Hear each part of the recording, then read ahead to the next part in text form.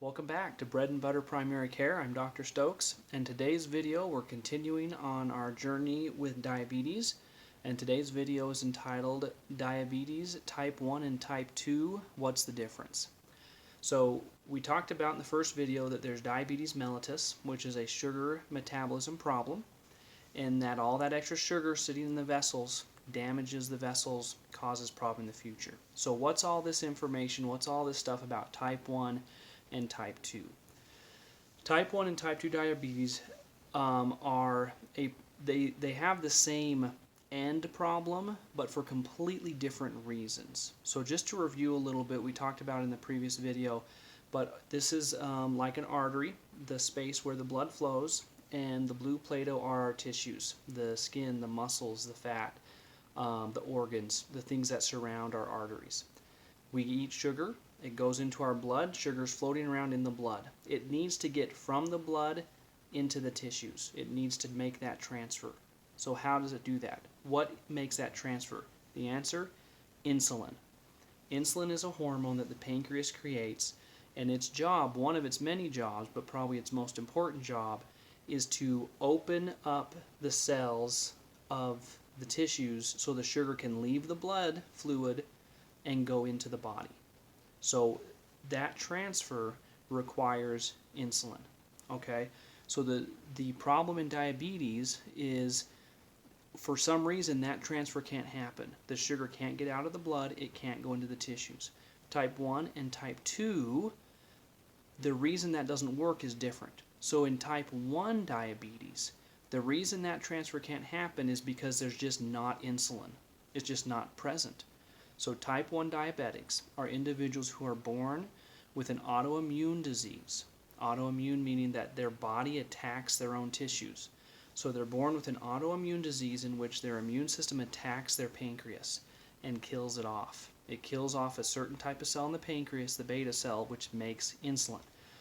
So people who have type 1 diabetes, they're born and everything seems normal and fine, and they'll usually be good for many years. Anywhere between 6 and 12 years old usually. The damage to the pancreas gets to the point where they just don't have enough insulin. It's just not there. So they've got sugar in the blood fluid. They need insulin to get it into the tissues, but there is no insulin.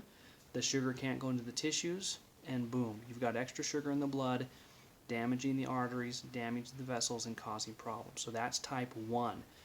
Oftentimes we call that youth diabetes, or young onset diabetes, because most people who have type 1 diabetes will first start having problems with it when they are children or teenagers.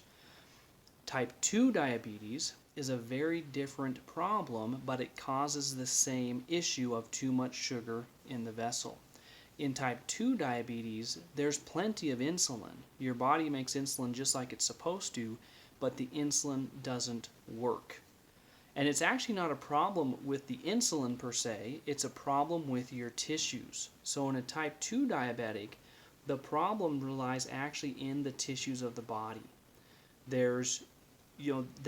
don't respond to insulin. Okay, so in a type 1 diabetic, there's just not insulin there.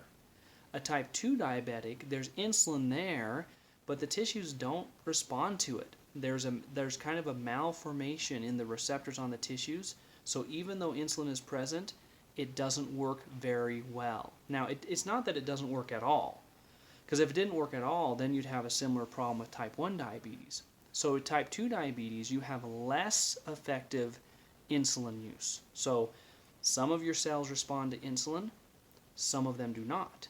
And so it's kind of a part way there. So type 1 diabetes, no insulin. It's just not there, and so it can't do anything. Type 2 diabetes, insulin is there, and sometimes it's even overabundant, but it doesn't function. Your tissues, your cells, because you have type 2 diabetes, don't respond to the insulin. So either way, in type 1 or type 2, there's a lot of extra sugar floating in the blood, and that causes problems. The reason there's extra sugar is different. In type 1, it's because there's no insulin at all. In type 2, it's because the insulin doesn't function. Type 2 is the most common type of diabetes. So most people, especially adults who say I'm a diabetic or I have diabetes, they have type 2 diabetes. It's a completely different animal because type 1s, they're born with that. It's yes or no, it's on or off. You either don't have insulin or you do. Type 2 is much more of a spectrum. There's some people where most of their cells respond to insulin, and so they have a little bit of extra sugar but not a lot. There's other people with type 2 that almost none of their cells respond to insulin, and so they have a very high amounts of sugar. So there's a whole spectrum. And the interesting thing about type 2 as well is that it is you can modulate it with lifestyle. So the more weight you carry, the worse your cells get at using insulin. The more weight you lose, the better your cells get at using insulin. So there are people who, if they're at a healthy weight, they won't have any diabetes.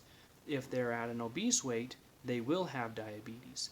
So the tendency is there for their cells not to respond to insulin, but it also depends on their weight, their lifestyle, their diet, and those types of things. So type 2 is much more common, and in some ways more manageable with lifestyle, where type 1 is more just a genetic thing that you either have or you don't. So that's the difference between type 1 and type 2 diabetes. Real quick in summary, type 1 diabetes, no insulin.